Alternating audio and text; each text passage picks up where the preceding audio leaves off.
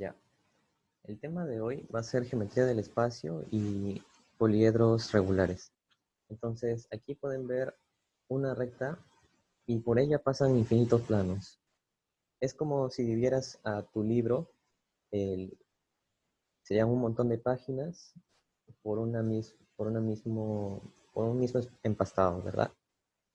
Entonces, veamos, hay un axioma de la geometría del espacio que dice que por una recta o arista, en el espacio pasan infinitos planos, como ya viste. Te dan una recta cualquiera, entonces por ella pueden pasar infinitos planos. Es como mover la hoja de tu cuaderno. Entonces, ¿cómo se determina un plano? Bastan con mínimo 3 puntos no colineales. ¿Has visto alguna tabla o alguna mesa que funcione con solo dos patas? Creo que se caería, ¿verdad? Pero si le agregas una tercera, ya es posible que se mantenga. Entonces, 3 puntos determinan un plano. ¿Y qué es un plano? Es una superficie, ¿de acuerdo? Una superficie que se extiende hasta el infinito. Pero por cuestiones gráficas, nosotros solamente lo ponemos como un, por así decirlo, paralelogramo, pero la idea es que es una superficie que se extiende. Entonces, se extiende en las 4 direcciones, ¿no? Su notación, un paralelogramo con el nombre del plano. En este caso sería plano P. Ok, ¿qué más puede determinar un plano? Una recta y un punto exterior.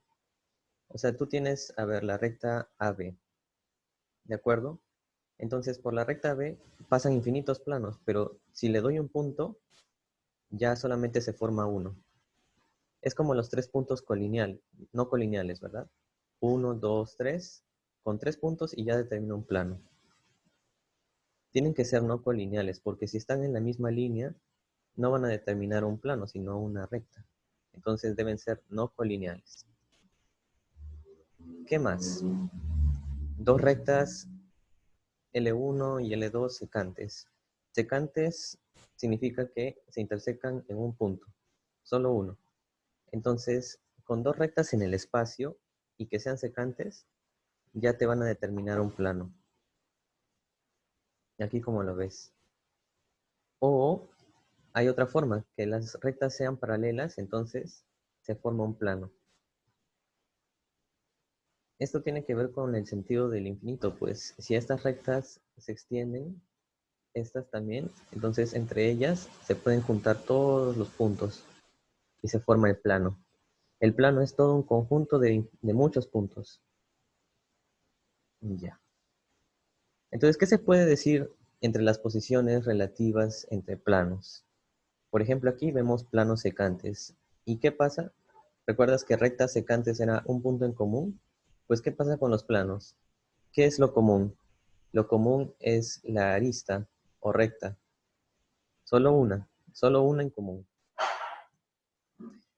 ¿Y qué pasa cuando son paralelos? Cuando son paralelos no hay rectas comunes, no se intersecan.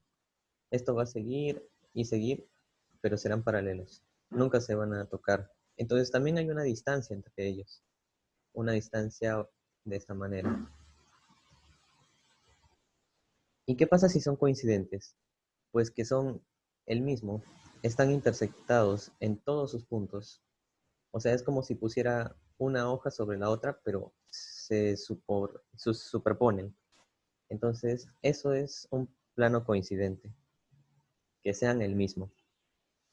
Entonces, ahí estaba.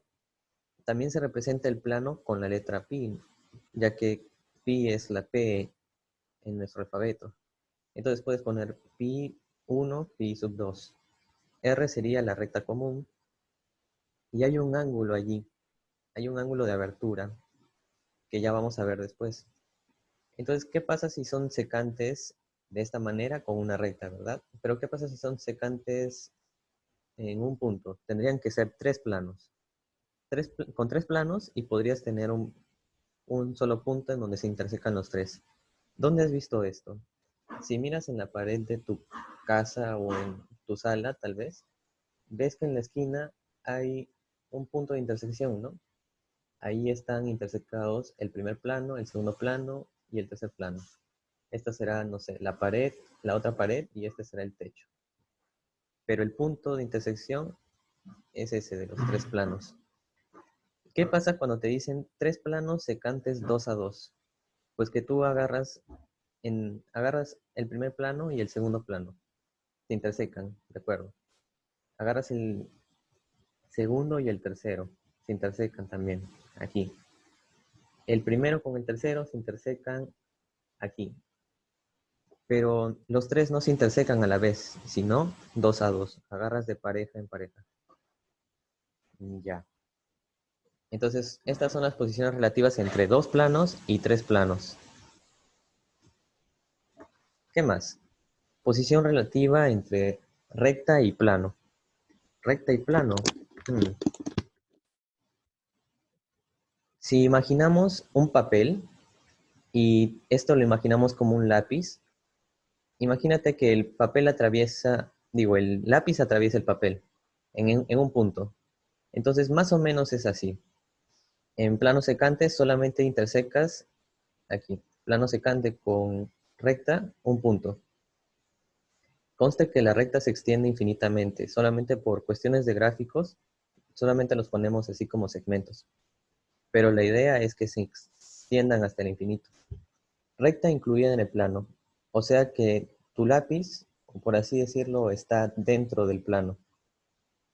Pero en realidad son puntos nada más. Puntos infinitos dentro de él. Está contenida. ¿Cómo se escribe el contenido? Así, ¿no? La recta L está incluida en el plano P. ¿Y cómo se diría secante? Sería la recta L interseca al plano P. Y esto es distinto del vacío, o sea, existe un punto. Si fuese vacío, no hay intersección, que es esta de acá, paralelas, ¿no? La recta intersecado con el plano P no existe, es vacío, no hay intersección. Entonces, esa es una representación matemática. ¿De acuerdo? ¿Y qué hay de las rectas secantes? O sea, posición relativa entre rectas. Aquí ya dijimos, secantes, un solo punto. Paralelas, no hay intersección. R intersectado con S es vacío. R intersecado con S existe un punto. Entonces, R intersecado con S es distinto del vacío.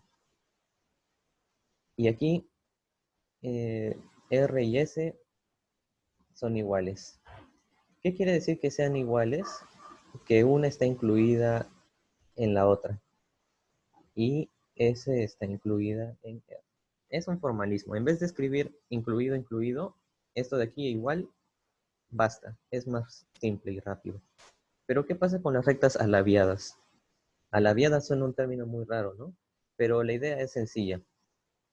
Ya has visto que pueden ser paralelas dos rectas, pero aquí ¿qué pasa? Que están en planos distintos, ¿verdad? Por ejemplo, esta de aquí, esta que ves acá, está en el plano de aquí. Voy a extenderlo. ¿De acuerdo? Está en este plano. Y esta recta de aquí está en este plano. Uno de los tantos planos, ¿verdad?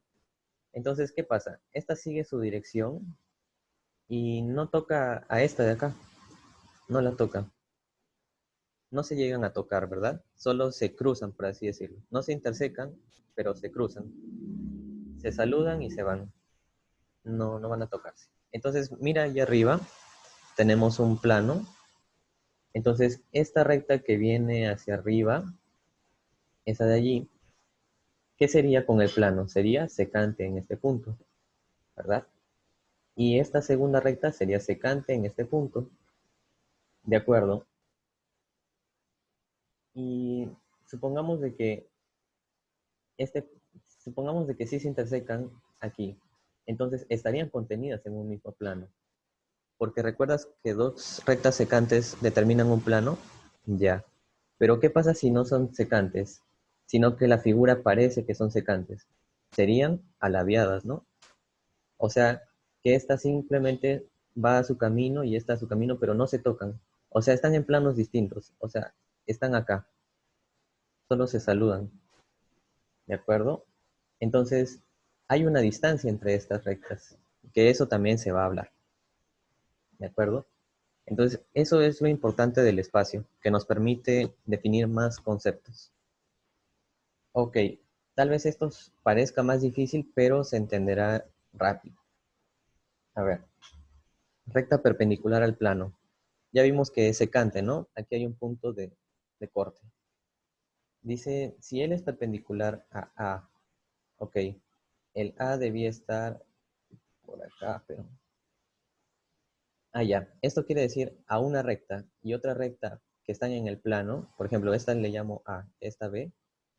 A y B están contenidas en el plano, ok. Si esta recta R de aquí, que L le puse porque en inglés le dicen line, ok, línea, por así decirlo. Ya. Si esta recta es perpendicular a B y es perpendicular a A, entonces basta con ello para decir que esta recta R es perpendicular a todo el plano, ¿sí? Entonces mínimo basta con que tengas dos rectas secantes o, o eso, ¿no? Porque mira, dice, una recta es perpendicular a un plano cuando es perpendicular a todas las rectas contenidas. Definitivamente hay infinitas rectas, ¿no? Aquí en el plano, hay muchas. Pero basta con dos para asegurar que ya es perpendicular a todas. Porque claro, ¿no? Aquí hay secantes, entonces ya sabes que es todo un plano. ¿Ok? Entonces mínimo perpendicular a dos rectas secantes. ¿Qué más? También podría ser mínimo perpendicular a dos rectas paralelas en ese plano, ¿no? Solo que aquí sería, ¿no? Si tienes esta recta, le trazas la paralela y es perpendicular a esta, que están contenidas en un mismo plano, entonces también esta recta R es perpendicular a todo el plano. Entonces, este tipo de problemas van a sacar también. ¿Qué hay del teorema de las tres perpendiculares? Tres perpendiculares, a ver, recta 1, recta 2, recta 3. Este dice que, obviando este texto, imaginemos esto. Tenemos un plano, ¿de acuerdo? Tenemos el plano. Entonces, de un punto externo a ese plano, se traza una recta, la primera recta. Esta recta se traza perpendicular, ¿ok? Perpendicular, listo. Esta es la primera, ¿de acuerdo? Entonces, después hay una recta por acá, contenida en el plano, lejos del punto, ¿no? A una distancia, ¿ok? ¿Qué pasa? La segunda perpendicular es la que sale del punto o del pie de la altura y se conecta con esa recta. O sea, creas una distancia, ¿no? Listo, esta es la segunda perpendicular. Ya, ¿y qué te dice el teorema? El teorema te dice de que si tú conectas un punto de aquí, de esa segunda perpendicular que ha tocado a la recta contenida, ¿qué pasa si tú lo unes con la primera que trazaste, con cualquier punto de la primera? Entonces puedes asegurar que esta de acá, esta recta o segmento, ¿qué ángulo va a formar con esta recta contenida? Va a formar 90. ¿Así? ¿Y cómo sabe eso? ¿Cómo puedo demostrar eso?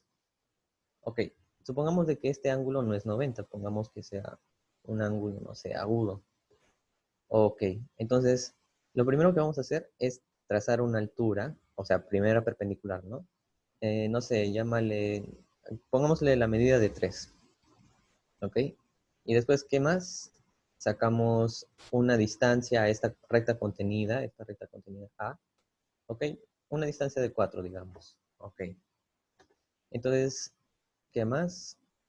Mm, supongamos que esto vale, no sé, esto vale A, ¿de acuerdo? Y también hagamos que ese sea punto medio, ¿no? Y esto, que de aquí a acá vale A, ¿ok? La congruencia va a permitir demostrar este teorema, o también el Pitágoras que vas a notar. Entonces, esto de aquí sería azul, ¿verdad? Azul 4A.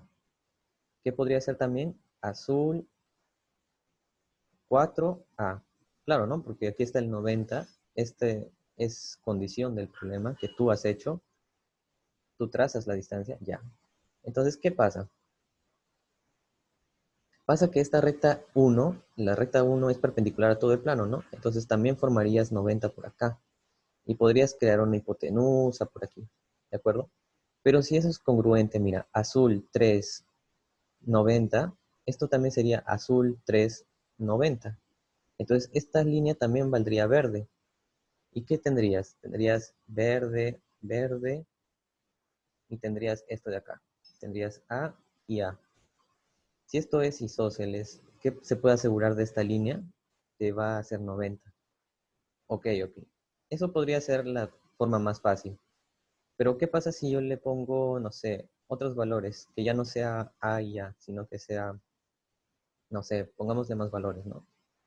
A ver, extendamos, y aquí le ponemos 1 y aquí le ponemos 5, no sé. Ya, ¿qué pasa? Que aquí se van a formar Pitágoras, ¿no? A ver, mira. Aquí tienes 4 y 1 abajito, que sería 16 más 1, 17 raíz. Listo, ¿no? Y luego tienes 3, 17, ¿verdad? ¿Cómo sería eso? 17 más 9, 26, ¿no? 26 en raíz. Ya, esto es lo verde, ¿no? Lo verde. Ok, conecta 1. Conecta, ¿cuánto valdría esto? 3 y 4, ¿qué te da? El famoso Pitágoras, ¿no? 5. Entonces tienes 5, ¿no? Este ángulo, ¿cuánto vale? A ver, probemos. 5 al cuadrado, 25. 1, 1, 26, ¿no? Ah, sí cumple Pitágoras. Entonces, ¿qué puedo asegurar? Que este de aquí es 90. Entonces, por cualquier camino, resulta de que se encuentran Pitágoras, se encuentran perpendiculares. Eso te permite resolver varios problemas. Primera perpendicular, segunda perpendicular, tercera perpendicular. ¿De acuerdo? Esa es la idea simple. ¿Qué pasa si a ti te dan esto? No te dan este ángulo y te dan este tipo de condición. Tienes la primera perpendicular y tienes la tercera. ¿Qué puedes asegurar? Si esta es una recta contenida en el plano, puedes asegurar que esta es perpendicular. Sí, o sea, el teorema funciona de esa manera, que deben haber tres perpendiculares si es que se cumple, ¿no? Al plano, a la recta y luego de la intersección a la recta. Ángulo entre rectas alaviadas. ¿Recuerdas que las rectas alaviadas estaban cruzadas, ni siquiera se tocaban? O sea, solo se saludaban. Ya, entonces, ¿qué pasa? ¿Qué pasa si quiero determinar un ángulo entre ellas? Si están lejos y ni siquiera se tocan, ¿cómo puedo hallar un ángulo? Pues haces una paralela. Haces que esta recta le trazas una paralela que esté contenida en este plano. O sea, para que así puedan tocarse y puedan formar un ángulo. Entonces, ese ángulo es formado por la paralela del E1, que aquí le vamos a llamar A, ¿de acuerdo? Y el ángulo que formen será el ángulo entre las rectas alaviadas. Es de forma indirecta, ¿no? No es como si estuvieran tocándose. Y si fuesen rectas secantes, pues ya están en el mismo plano, ¿no? Ya solamente con algunas condiciones que te dé el problema, tal vez se haya, o te lo dan de dato, ¿de acuerdo? Entonces traza una paralela y haces el ángulo entre rectas secantes. Ángulo entre rectas secantes. Ya. ¿Y qué pasa con el ángulo entre recta y plano? ¿Qué pasa si a mí me da una recta que interseca el plano? Pues lo que tú tienes que hacer es proyectar. Proyectar puede sonar nuevo o tal vez no. Ya hemos visto relaciones métricas, entonces, ¿qué pasa con las proyecciones en el espacio? Pues tienes el punto, ¿no? Un punto de la recta. Lo proyecto al plano. Tienes otro punto de la recta. Lo proyecto al plano. Así, y así, y así, y así. Abajo también. Proyectas al plano, entonces, para arriba, para arriba, para arriba, para arriba. Entonces, ¿qué se forma? Una nueva recta. Y esta nueva recta está contenida en el plano y es la proyección de la recta, ¿no? De la original. Entonces, esto es R, esto será R'. Ya, R' pertenece o está incluida en el plano P, Pi, ¿no? Ya. Entonces, esta recta que has formado, ¿de acuerdo? Esta recta que has formado, a lo mejor encuentras segmentos o longitudes, a lo mejor encuentras que te dicen la distancia del punto proyectado, no sé, es 4 y la distancia o altura es 3. Entonces ya sacaste alfa, ya puedes sacar alfa, ¿no? De esa manera. Las condiciones del problema te van a permitir hallar el ángulo. Si no, habrá que pedir más condiciones. Entonces, hablando de la proyección, no simplemente es proyección, sino proyección ortogonal. Proyectar. Proyección sombra, ¿verdad? Entonces, aquí tienes un punto, ¿ok? Supongamos de que tengo una lámpara, ¿no? Un poquito. Eso más o menos es proyectar. Tienes un cuerpo y entonces, ¿qué proyecta? La sombra. ¿Y la sombra dónde cae? En un plano. Entonces, más o menos esa es la idea. Que la proyección aquí sería, ¿no? Si proyecto un punto, sale un punto. Normalmente le llaman con prima, ¿no? Entonces, si esto fuese A, el punto proyectado sería A'. Es un formalismo, pero si quieres puedes usar más letras. ¿Y qué pasa con las rectas?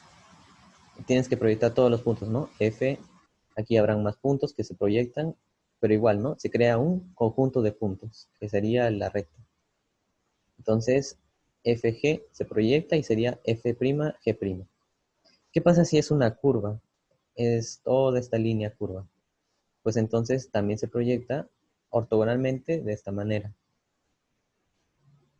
¿Y qué pasa si es una superficie? También cae una superficie. Ahí lo ves.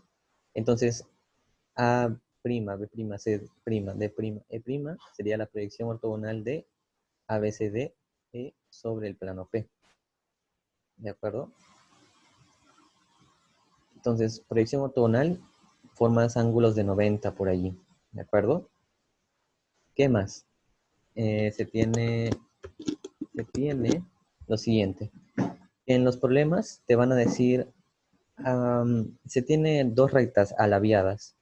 Entonces, se tiene un punto A y se tiene un punto B de la recta 1. Ya. Luego te dicen que la recta 2 tiene puntos E y F, no sé. De tal manera que AE sea la mínima distancia.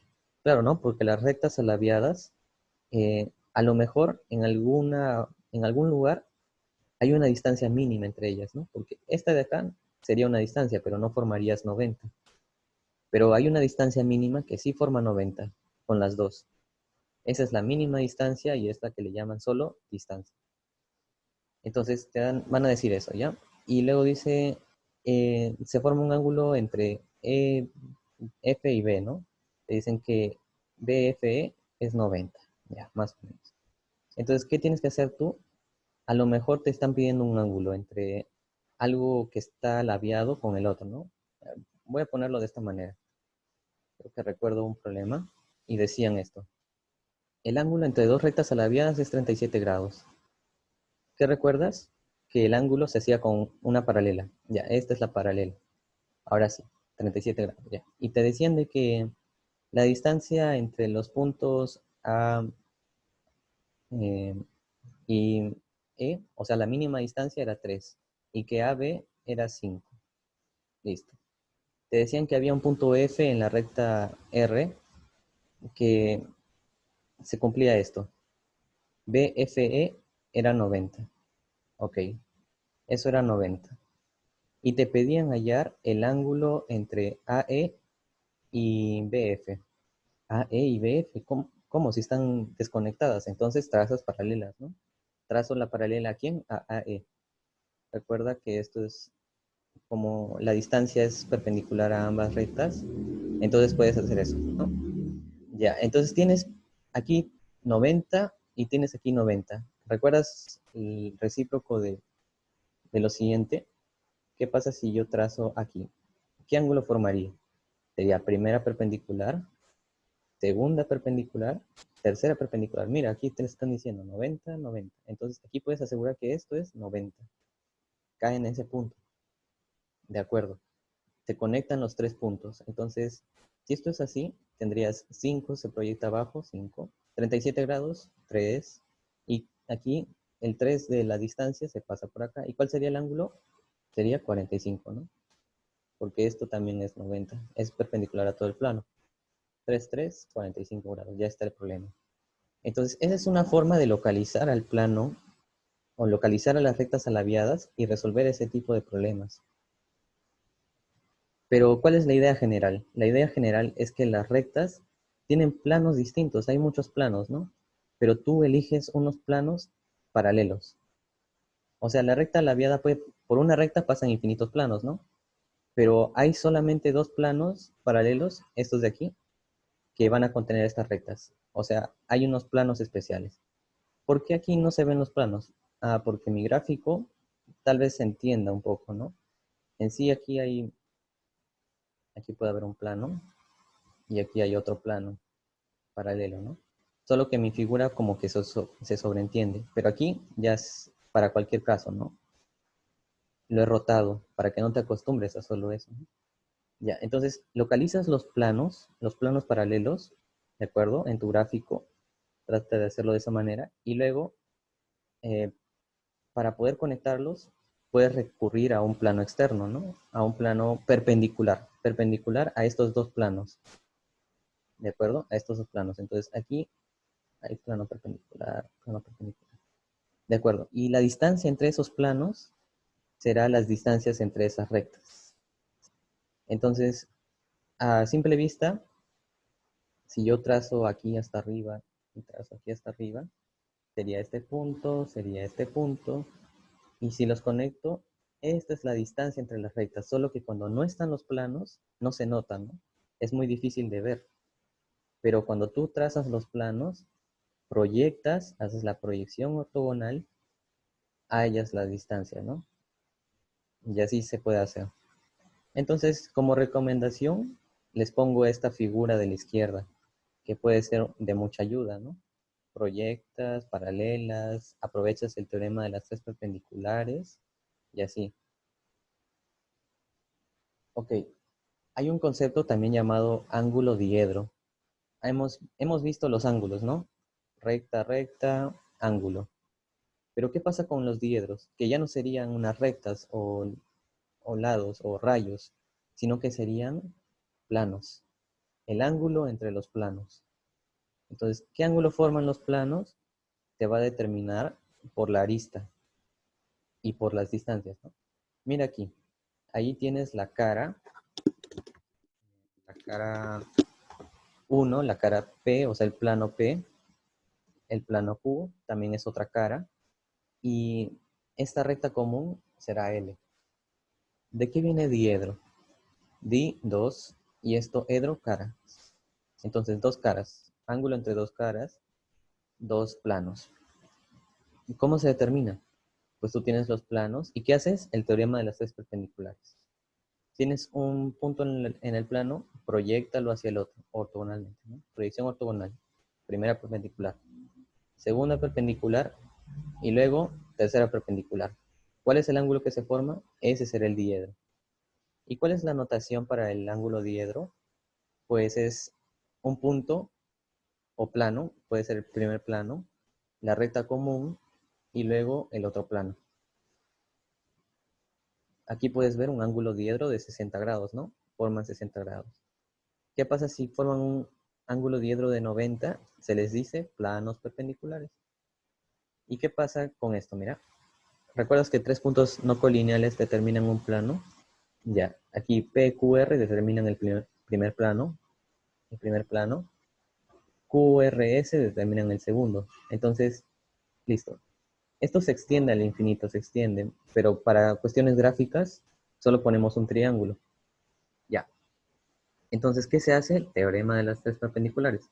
De un punto que tengas dato o un punto, trazas la perpendicular, proyectas al plano, segunda perpendicular, tercera perpendicular, y este ángulo es el que formas.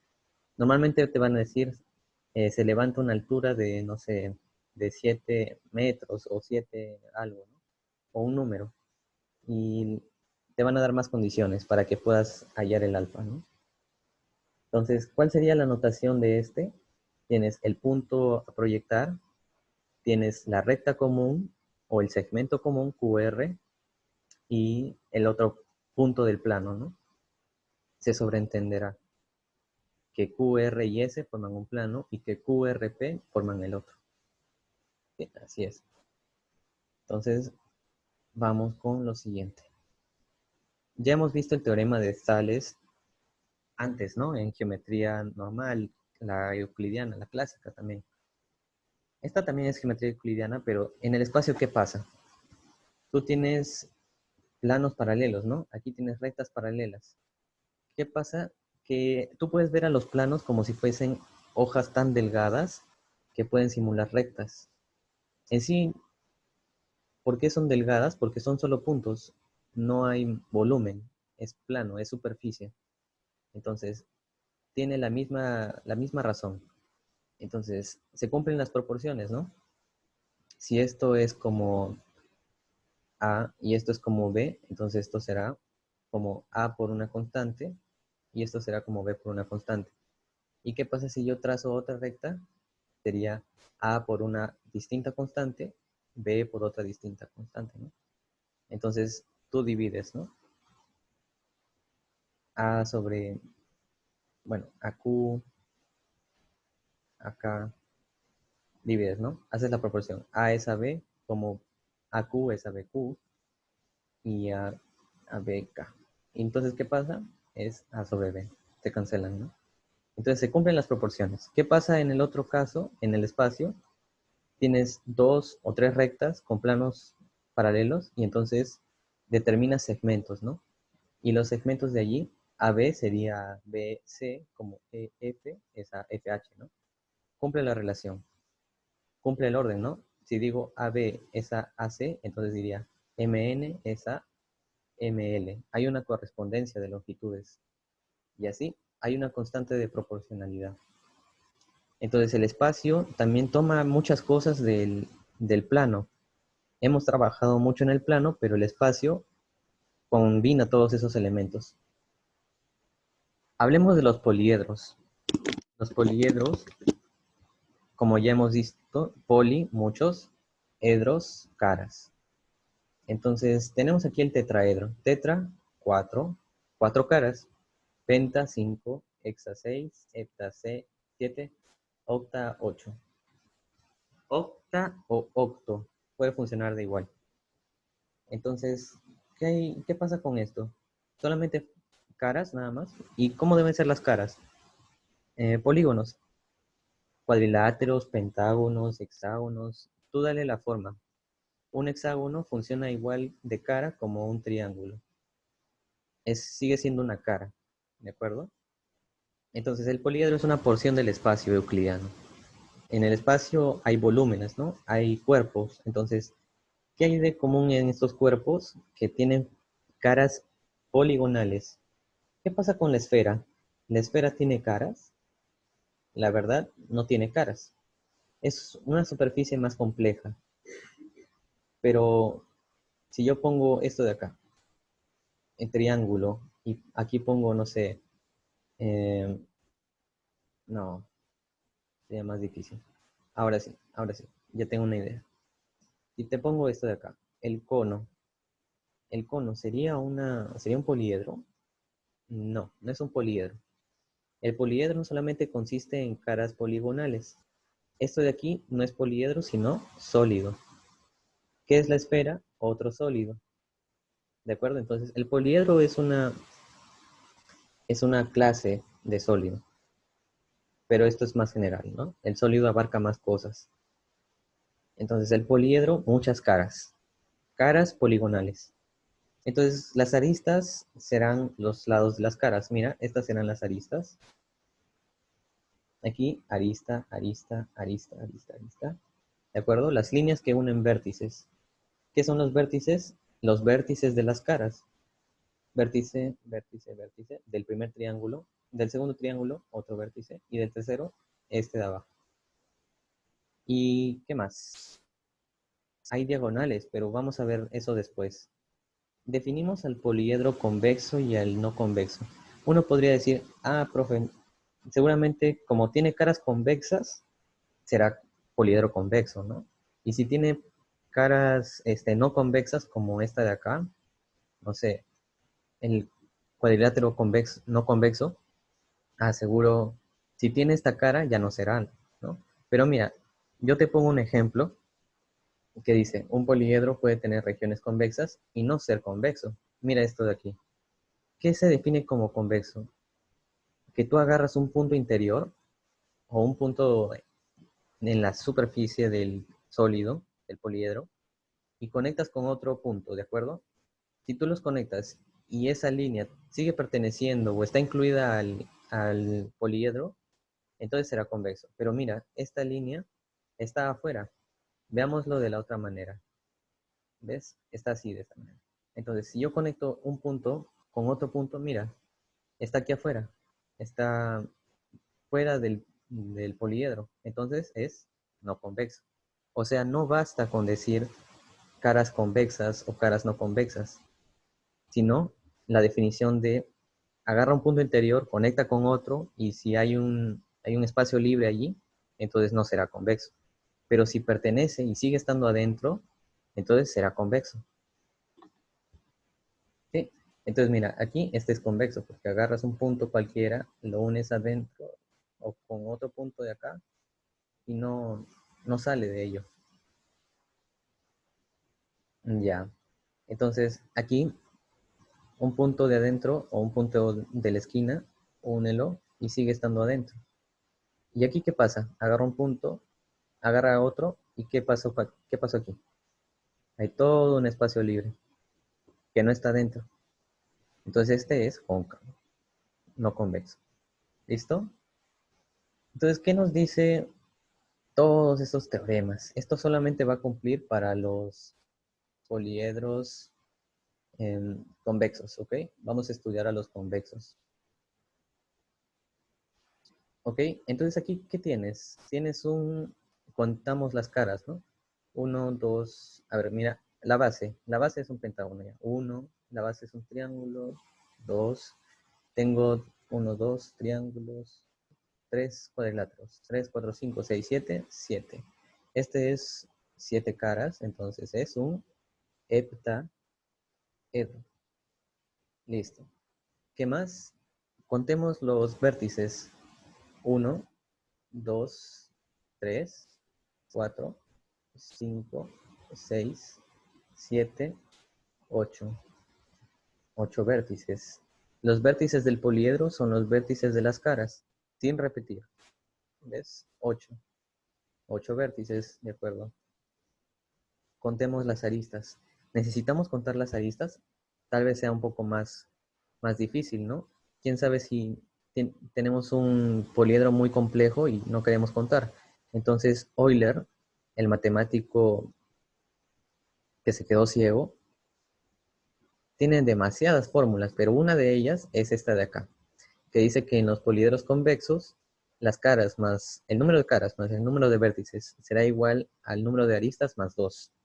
Entonces, si nosotros tenemos eso allí, tendríamos 7 más 8, 15, que sería 13 más 2, ¿no? Entonces, tendríamos 13 aristas. ¿Quieres contar? Tendrías la primera, 1, 2, 3. A ver la otra. Vamos primero con la base, ¿no? Vamos con las bases, para que así salga más rápido. Base 1, ¿ya? El pentágono, 1, 2, 3, 4, 5. El de arriba, el triángulo, 6, 7, 8. Y las que conectan la de arriba con la de abajo. 9, 10, 11, 12, 13. Listo, ahí están las 13 aristas. Las 13 aristas, entonces sí cumple. ¿Y cómo hizo Euler para descubrir esa fórmula? Hizo un proceso demasiado complejo, pero es muy general. Se encuentra en varios videos, puedes buscarlo, pero el objetivo es que cumpla esto, ¿no? Es el que te va a ahorrar demasiado tiempo, ¿de acuerdo? ¿Y qué más? ¿Qué hay de las diagonales? Profe, una diagonal puede ser esta de acá, la que une un vértice de la cara. Claro, ¿no? Hemos aprendido diagonales. Pero ¿qué pasa con el poliedro? El poliedro no tiene ese tipo de diagonales. Sus diagonales son de caras distintas. Aquí estas pertenecen a la misma cara. ¿Cuál sería la diagonal correcta? A ver, de esta parte la cara del cuadrilátero. Y de esta parte del otro cuadrilátero. Cuadrilátero 2, cuadrilátero 1. tú unes un vértice del cuadrilátero 1 con el cuadrilátero 2, que no sea común. Mira, esta de acá sería común a las dos y ya no sería diagonal. Sería diagonal de la cara, pero no del poliedro. Entonces aquí está conectando puntos distintos, ¿de acuerdo? Pero uno va a tener todo el tiempo de contarlas. A lo mejor puede ser súper difícil. Entonces, allí viene esta fórmula de acá, que te dice que, ¿qué es esto de acá? Este paréntesis. Ese paréntesis es el número combinatorio, es el número binomial. ¿Cómo se expresa eso? Fácil. Vértices por vértices menos 1 sobre 2 por 1. Ajá. O sea, es como ir de... Esto te indica cuántos elementos debe haber. 1, 2. Y este es el más grande. Vértice y luego vas al anterior. ¿Qué pasa si te hubiera puesto 4? O sea, vértices en 4. Sería el primero, 1, a ver, voy a poner 4 por 3 por 2 por 1. Y sería vértice por vértice menos 1, vértice menos 2, vértice menos 3. O sea, 4 elementos arriba, 4 elementos abajo. Y van descendiendo, ¿no? Es el famoso factorial sobre factorial y todo eso. Pero ustedes solamente van a ver esto de hasta 2, ¿no? Solamente 2 elementos arriba, 2 elementos abajo. En general va a ser vértices el anterior sobre 2. Y ahí, ¿a qué se debe esto? Que recuerdan que les había dicho que con 2 puntos se puede formar una recta. Solo pasa una recta, pero por un punto pasan infinitos. Entonces, ¿qué pasa con las aristas? Las aristas son segmentos. ¿Y qué necesitas? Un segmento inicial y un segmento final. Por eso el 2. Entonces, de todos los vértices que hay allí, hay distintas combinaciones, ¿no? Entonces, con esto de aquí, el número combinatorio de vértices en 2, ya tienes un número. Pero ¿qué tienes que quitarle? Las aristas. Porque recuerdas que te dije que un punto de la cara con el otro punto de la cara, misma cara, no puede ser diagonal. Entonces le quitas las aristas. Listo. ¿Y por qué quitarle las diagonales de las caras? Porque recuerda, ¿no? Diagonal de la cara no es diagonal del poliedro. Entonces ahí le estás quitando las diagonales de las caras. Y ya, ahí está la fórmula. Se trata de combinar de 2 en 2 y quitarle las aristas y quitarle las diagonales de las caras. Fácil. ¿Cuál es la otra fórmula del número de aristas? Esta de acá dice cantidad K de polígonos. O sea, te van a decir, tengo el poliedro de, no sé, de 17 caras. Wow. ¿Te imaginas que una persona tenga que estar graficando al poliedro para resolver esto? No, simplemente te diría, tengo 17 caras, tiene, a ver, tiene 5 pentágonos, tiene 4 cuadriláteros y, a ver, 9, le faltarían 8, ¿no? Y tiene 8 triángulos, o sea, 8 caras triangulares. Ah, ya, eso puede ser, ¿no? Te van a dar ese tipo de información. No te lo van a dar en gráfico porque sería muy complejo de ver, ¿de acuerdo? Entonces, ¿qué sería? ¿Qué funciona acá? Cantidad K de polígonos. Ok, entonces, ¿cómo sería esto? Sería 5, a ver, cantidad K sería 5. ¿Y cuántos de ellos tienen el mismo número de lados? Aquí este tiene 5, 4 y aquí tiene 3. Entonces, esta fórmula es de esta manera. A lo que me refiero es esto. ¿Cuántos de ellos tienen el mismo número de lados? ¿Cuántos son triángulos? Tengo 8. ¿Y cuántos lados? 3, ¿no? Triángulo. ¿Qué más? Tengo 5 pentágonos. 5 polígonos de 5 lados. ¿Qué más? Tengo 4 cuadriláteros de 4 lados, valga la redundancia. Entonces esto se halla, ¿no? 16 más 25 más 24, y todo eso se divide entre 2 y tienes el número de aristas. ¿Acaso tienes que contar? A lo mejor es un número muy grande y vas a terminar hasta que termine la secundaria, o quién sabe, vas a gastar mucho tiempo. Entonces, ¿qué pasa aquí? También cumpliría, mira, tenemos el ejemplo, ¿no? 7 caras, ¿no? Cuenta 1, 2, 3, 3 triángulos, 3 triángulos, más, ¿qué más? 1, 2, 3 cuadriláteros, 3 cuadriláteros, y ¿qué más? Un pentágono, más un pentágono. Listo. Entonces, ¿cómo funcionaría esto? 3 triángulos más 3 cuadriláteros, 4, más un pentágono, o sea, 5. Sería 3 por 7, 21 más 5, 26, y luego divides entre 2 y tendrías aristas igual a 13. ¿Cumplió? Sí, cumplió. Entonces, esta fórmula te puede ayudar también para no estar contando. Si te dan de dato que tienes 3 caras triangulares, 3 caras de cuadrilátero y una cara de pentágono, ya salió. ¿De acuerdo? Entonces así se puede resolver. ¿Y qué más? ¿Quién sabe? Te piden la suma de todos los ángulos de las caras.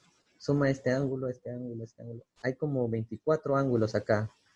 A lo mejor ni siquiera sabes cuánto valen. Entonces, ¿cuál es la fórmula que encontró Descartes o Descartes, el matemático? Encontró esta.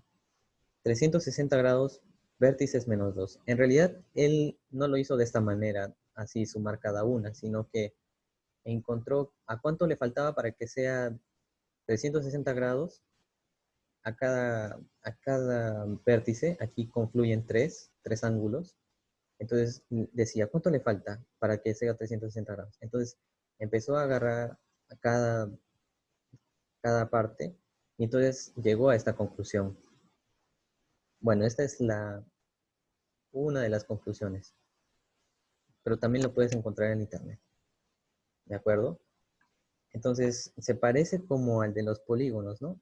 ¿Recuerdas que un pentágono, cuántos suman sus ángulos de las caras? Vértices menos 2, ¿no? 3 por 180. Claro, ¿no? Porque al cuadrilátero lo puedes dividir entre 2 triángulos. Al pentágono, 3 triángulos y así. Entonces, eso más o menos tiene la idea. Hablemos de los poliedros regulares. Como puedes ver, no solamente basta con decir que tengan caras regulares, porque vimos este contraejemplo, ¿no? Este tiene todas las caras regulares. Entonces, ¿qué debe ser? También debe ser convexo y las caras deben ser congruentes. ¿De acuerdo? Congruentes, tengo un cuadrado, cuadrado, cuadrado en todas las caras. Aquí tengo triángulo equilátero, triángulo equilátero. Aquí también tengo triángulos equiláteros en todos los lados, en todas las caras. Y aquí que tengo pentágonos. Y aquí que tengo triángulos. ¿De acuerdo? Entonces, esa es una condición para poliedro regular. Se les llama también sólidos platónicos. ¿Sí? Sólidos platónicos y solo son 5. De esta manera, ¿no? Que cumplan estas condiciones. Uy, eso de allí no debería estar. Veamos, como ya hemos calculado las fórmulas y todo eso, podríamos sacar rápidamente todos estos valores. No necesitamos memorizar, solo necesitamos esto de acá, mira. Tetraedro, tetra 4, hexaedro 6, octaedro 8, dodecaedro 12, icosaedro 20, ico 20. Vértices. Aquí está la cosa, ¿no? Eso puede complicarse. O podríamos recurrir a lo de las aristas, ¿no? Aristas primero, tal vez. ¿Recuerdas que dos veces las aristas era igual a la suma de cantidad por caras? O sea, cantidad por lados. Entonces, la cantidad ya nos está dando el número de caras, ¿no? Ya. Eso sería el número de caras porque todas son iguales. Caras, listo. Y el número de lados tendríamos que calcular, ¿no? Entonces, pasamos a dividir entre 2 y ya está. Ya, tenemos esto. Tetraedro 4. ¿Y cuántos lados tiene? 3. 4 por 3. Uy, esto de acá. Ya sale. Ya. 4 por 3 entre 2. 6. Hexaedro. Hexa son 6 caras, ¿no? Entonces, 6 sobre 2 por... ¿Cuántos lados tiene? Son 4 cada cara, ¿no? Entonces, 4 entre 2, 2. 6, 12. Y contemos, ¿no? Aquí tenemos... Uy, no, falló. Aristas, perdón. Aristas. Entonces aquí teníamos 6, aquí tenía 12, ya. Ahora sí. Tenemos 1, 2, 3, 4, 5, 6, 7, 8, 9, 10, 11, 12. Sí. Ahí, ¿cuántas aristas tenemos? 1, 2, 3, 4, 5, 6. ¿Ves que cumple? Entonces, eso de allí nos evita estar contando tantas veces, ¿no? ¿Qué más? Tenemos al octaedro, 8 sobre 2, 4, por 3, 12. Dodecaedro, 12 entre 2, 6. ¿Y cuántos lados tiene cada cara? 5, ¿no? Es un pentágono. 30, listo. Ya está. Y el icosaedro, ¿no? 20 entre 2, 10. ¿Y qué son? Triángulos. 10 por 3, 30. Ah, mira, coincide también. Ya, vértices. ¿Cuál era la otra? La de Euler. C más B igual a A más 2. Entonces ya tenemos A, entonces restamos C menos A menos 2. Igual a vértices. Listo. Entonces tendrías 4 más 6. No, 4 menos 6 y menos... Uy, ¿qué he puesto acá? Esto pasaría a restar. No, esto tendría que restar.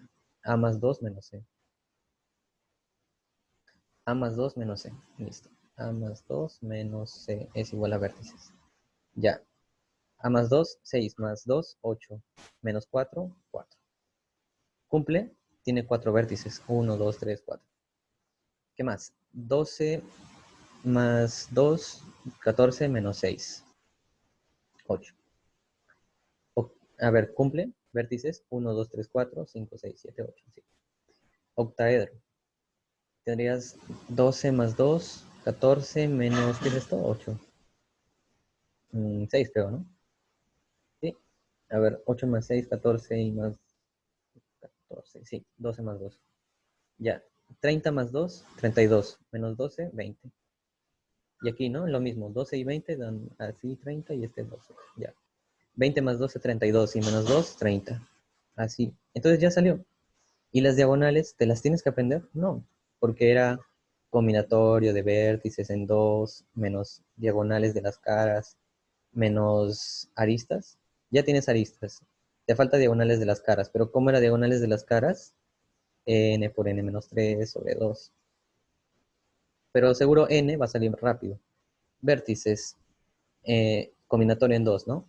Vértice por vértice menos 1 entre 2. Ya, esto saldrá rápido. Saldrá bien rápido.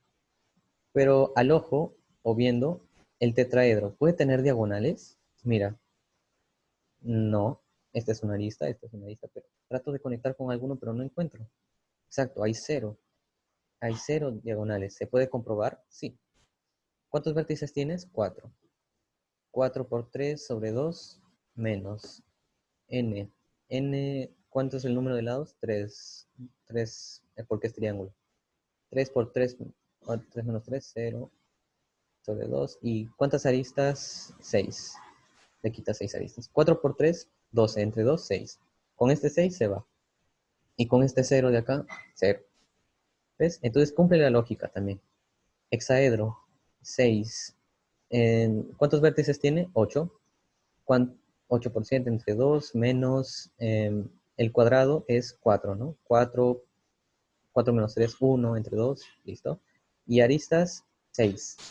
Aristas hexaedro, no, aristas son 12. Listo, entonces saquémoslo rápido. 8, 4 por 7, y aquí tienes 4 entre 2, ya. Menos 14 y 28, ¿no? 4 por 7, 28. Menos 14, 14. Oh, ¿qué estoy haciendo? Deben haber 4 diagonales. A ver, vamos a hacerlo de nuevo. Vértices 8. 8 por 7 entre 2. 28. Menos 4 por 1 sobre 2. 2. Y aristas 12. ¿Qué pasó aquí? Vértices. He puesto bien los vértices. 6 más 8, 14, 12 más 2. Y diagonales 1, 2. 1, 2, 3, 4. Deberían haber 4. Está faltando aquí. Me ponemos 3 diagonales de las caras. Ah, ya, me faltó ponerle que son, ¿cuántas caras? Pues son 6 caras. Aquí son uno, 2, 3, 4, 5, 6 caras. Eso faltó en la fórmula, pero funcionó aquí. Ah, por el cero que se iba, ¿no? Ya, entonces aquí está. Hexaedro tiene 8 vértices por 7 entre 2, ya. Tienes 28. Listo. ¿Cuántas diagonales de caras? Aquí hay de una sola cara. ¿De acuerdo? Y esto salía 2. ¿Pero cuántas caras son? 6. 6 por 2, 12. Y las aristas son 12. Entonces, si esto es 28, que es 14 por 2, 14 menos 12, 2 y luego por 2, 4. Ya salió. ¿Y qué más? Tienes el del octaedro. El del octaedro, 8, eh, 8 por 5 entre 2. ¿Y cuántas caras son? Son 8. Quitas las aristas, que son 12. ¿Y cuántos vértices? 6 por 5 entre 2, 15. Entonces tienes esto de acá. Me parece que esto va a salir demasiado.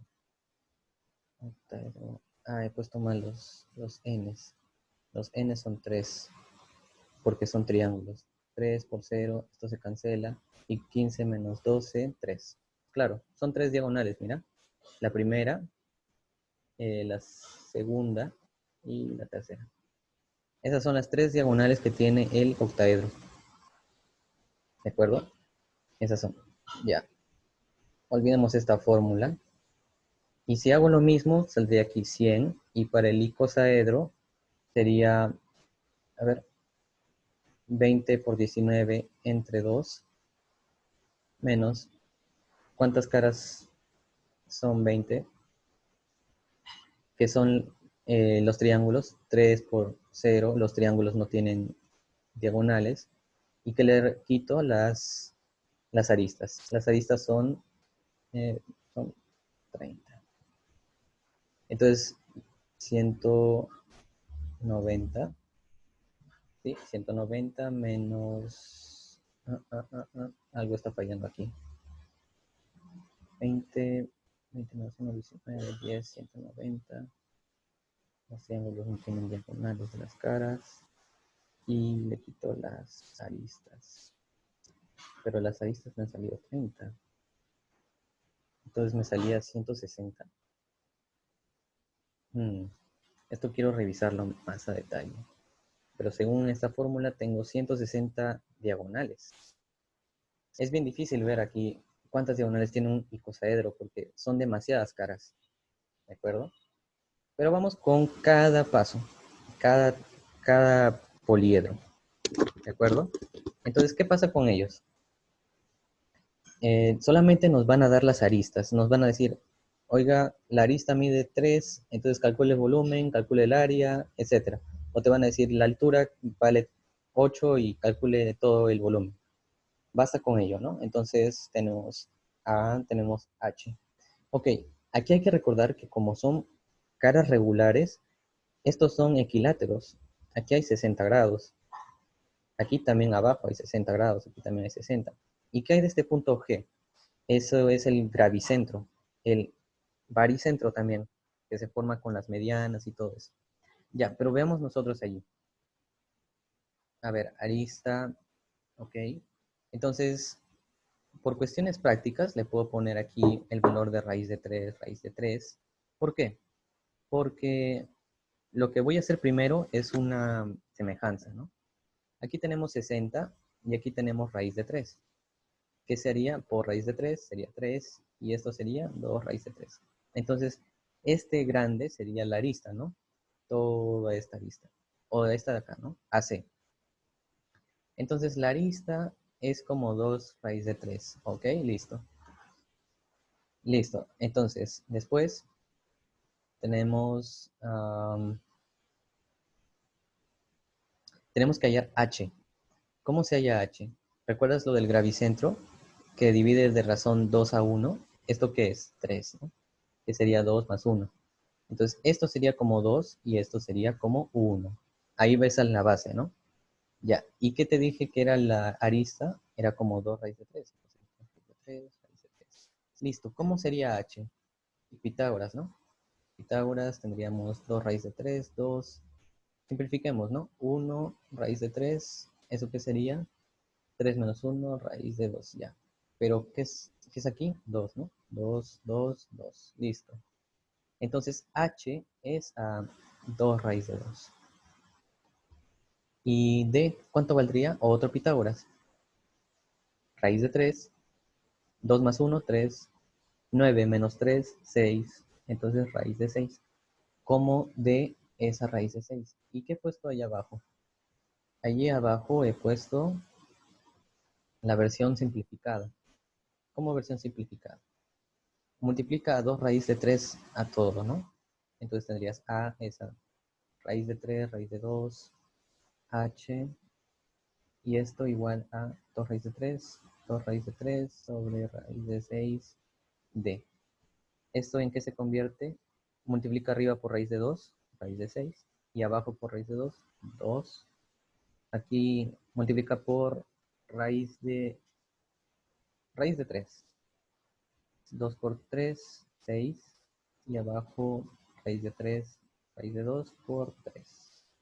Ese 6 entre 3 se vuelve 2. Y si el 2 está arriba con esta raíz de... sí, a ver. 2 sobre raíz de 2 y esto se vuelve en... me parece que el cálculo de el siguiente... 2 raíz de 3 entre raíz de 6. Pues sería 2, 1. Y esto se volvería en d raíz de 2. Me parece que el Pitágoras que he aplicado allá abajo tal vez no es el correcto. Porque tendría 3, 9 menos 3, 6, sí, raíz de 6. Entonces aquí tengo que corregir, ¿sí? Entonces ahí tengo raíz de 6 sobre 2, 3 raíz de 6, ¿de acuerdo? Pero de esta manera pueden calcularlo, ¿no? Ahí tienen la relación.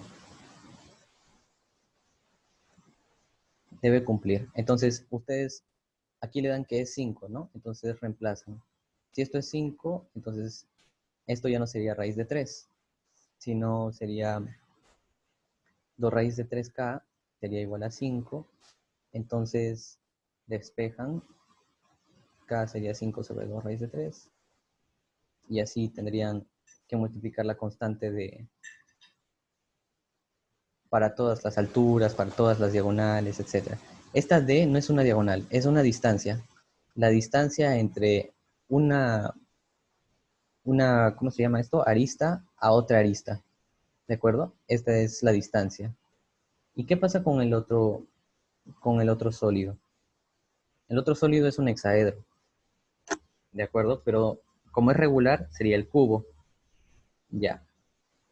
Volvamos al volumen. ¿Cómo sería el volumen de un poliedro de esta manera? Verán, este tetraedro es como una pirámide. Tienen una base, tienen una altura. ¿De acuerdo? Entonces, el clásico, ¿no? Área de la base por la altura entre 3, que eso lo vamos a ver después. Pero el área de este tetraedro se halla con el área de una pirámide de base triangular. Y el volumen, eso es lo que le digo, ¿no? Pero el área ¿cómo se halla? Con todas las caras. Si ya saben el área de un equilátero, la multiplican por ¿cuántas caras? 4 caras. 4 por la cantidad, ¿no? ¿Cómo era? Era base por altura, entonces tienes aquí tienes a medio raíz de 3, multiplicas, ¿no? 4 por a medio raíz de 3 por a sobre 2. Se va, se va, se va. A cuadrado raíz de 3. Cumple. Entonces, de esa manera, igual en la del cubo es más fácil, ¿no? Arista al cubo, volumen, ¿no? ¿Y qué pasa cuando te dicen esto, la diagonal? La diagonal sí es más fácil de ver, porque tú tienes 1, aquí tienes raíz de 2, ¿ves? El cuadrado, abajo hay un cuadrado, raíz de 2, y esto de aquí 90, ¿qué era esto? 1, 1 raíz de 2, esto es raíz de 3. Entonces, la arista es como 1 y la diagonal es como raíz de 3. Ahí se ve. Entonces multiplico por raíz de 3, por raíz de 3 abajo y tienes esto de acá. ¿Qué pasa con el m, que es de vértice a la diagonal? Pues simplemente hay que verlo como relaciones métricas. ¿Ves? Aquí tienes arista, que es como 1, diagonal, que es como raíz de 3. ¿Cuál sería esta diagonal? De la cara sería raíz de 2. Entonces m sería raíz de 3, no, raíz de 2 sobre raíz de 3. Entonces como m es a raíz de 2 sobre raíz de 3. Y todo eso se genera aquí y tienes la fórmula. ¿Y qué pasa con el área? El área son todos los cuadrados, ¿no? Los 6 cuadrados, 6a cuadrado. ¿Ya está? Esas son las figuras, por así decirlo, más fáciles, ¿no? Los sólidos más fáciles. Ya. Sigamos. ¿Qué hay de estos tres? Estos son, por así decirlo, los complicados o por así decirlo. Los dos últimos, ¿no? Aquí, ¿qué pasa? ¿Cómo graficas un octaedro? Yo te recomendaría que primero hagas al cuadrado y después haces lo demás de adentro, ¿sí? Para que te salga bien. Ya. Pero ¿qué pasa? Es como si fuera una pirámide arriba y una pirámide abajo. Parece un diamante, ¿ya? Pero tiene caras triangulares. Entonces, también la misma lógica, ¿no? Si esto vale arista, arista, y esto tiene la forma de un cuadrado, ¿de acuerdo? Tiene la forma de un cuadrado. La diagonal sería a raíz de 2. ¿Qué más? ¿Qué es esto de RI, RC? RI será la inscrita y C la circunscrita. Lo que pasa es que a los poliedros regulares, como son regulares, se les puede inscribir dentro de esferas. Y hasta incluso pueden contener esferas adentro, tangentes, ¿no? Entonces, este radio es de la inscrita y este radio es de la circunscrita. ¿Podría haber exinscrita? Sí, pero es más complejo. Entonces, hay una relación entre esas figuras. Entre esos radios, su relación es raíz de 3. Si conectamos más segmentos, se puede calcular. Y esta distancia m, esa distancia m sería de un vértice al centro geométrico o paricentro de otra cara. ¿Cómo se halla eso? Pues se debe usar Stewart. ¿Recuerdan esta figura de acá? Por ejemplo, aquí tienen M, aquí tendrían A, B, C, X y Y. El teorema de Stewart, A cuadrado por Y más B cuadrado por X será igual a M por C cuadrado más C por X por Y. Eso de allí se debe usar dentro de acá. ¿Para qué? Para determinar que M vale A. ¿Sí? La distancia de un vértice al gravicentro de otra cara es el mismo de la arista. Tienen la misma longitud. ¿Qué pasa con sus volúmenes? Su volumen podrías hallar de la pirámide de arriba y la pirámide de abajo son el mismo, sumas y lo tienes. ¿Cuál sería el otro? El área de cada equilátero. Simple. Pero estas de acá que se ven demasiado horribles, estas de acá requieren matemáticas un poco más avanzadas. Quizás el uso de vectores para poder hallar todo esto de acá, pero aquí nomás le hemos dejado las fórmulas. Estos son más difíciles de demostrar. ¿De acuerdo? Son el dodecaedro, 12 caras. 12 caras del pentágono, 12 pentágonos, esa ya la saca más rápido, ¿no? Pero del pentágono, porque son 5 de elementales. 5 elementales, 5, ¿de acuerdo? Y ahí está. Y ya está. ¿Y qué pasa con el icosaedro? El icosaedro, otra vez, lo más difícil. Usas vectores, que no vamos a ver eso en geometría, pero aquí están las fórmulas. ¿De acuerdo? Y el área de cada triángulo elemental y allí. El volumen va a ser difícil. Y más todavía los radios inscritos y radios circunscritos. ¿De acuerdo? Pero estas no recurren, no vienen. Se requieren más conceptos para demostrarlas. Y como último concepto tenemos aquí el poliedro conjugado. ¿Han visto los poliedros de 6 caras y 4 caras. ¿Qué pasa si tú unes los puntos medios, los centros? Formas al poliedro conjugado. El conjugado del cubo sería el octaedro y el conjugado del octaedro sería el cubo. Pero mucho cuidado, ¿qué relación tienen sus aristas? Aquí es fácil de demostrar, ¿no? Formas uno de 45, 45, esto sería a medios y esto, la arista que quieres encontrar, el área, digo, arista conjugada, que lo he puesto, y ya, lo tienes. Y aquí, ¿qué se tendría que hacer? Bueno, puedes construir esto de acá, puedes unir la diagonal de la cara y puedes hacer una semejanza. Sí, una semejanza. Aquí tienes baricentro, porque cae en el baricentro, ¿ok? Tienes relación de 2 a 1 y aquí tienes la conjugada por raíz de 2 y aquí tienes el A. Y ya, sacas la proporción y ya tienes eso de allí. ¿Qué pasa con el tetraedro? ¿Qué pasa si le unimos los puntos medios? Se vuelve otro tetraedro. O sea, su conjugado es el mismo, pero más pequeño. Y con el dodecaedro, su conjugado es el icosaedro y tienen esta relación. ¿De acuerdo? Aquí está phi. Phi es muy importante, sobre todo en los pentágonos. Entonces, por eso pueden ver eso. Ujú. Y como les había dicho, la de la circunferencia, digo, esferas inscritas, circunscritas y inscritas en los poliedros. Aquí, por ejemplo, tienen a la inscrita y aquí tienen a la ex inscrita. ¿Qué relación tiene? Que si este vale arista, entonces este será una constante y este de acá será 3 constante. ¿Y cómo sería la ex inscrita? Ustedes extienden, extienden y aquí hay una esfera ex inscrita. Y esa de allí será con radio 2K. Aquí parece más grande, pero radio 2K. Entonces, aquí en este enlace pueden encontrar más fórmulas de esos radios, pero basta con esto que ven aquí. ¿De acuerdo? Entonces, esta teoría les va a servir a ustedes para que puedan desarrollar los problemas. ¿Sí? Por mí eso ha sido todo. ¿De acuerdo? Ha sido un tema muy, pero muy grande.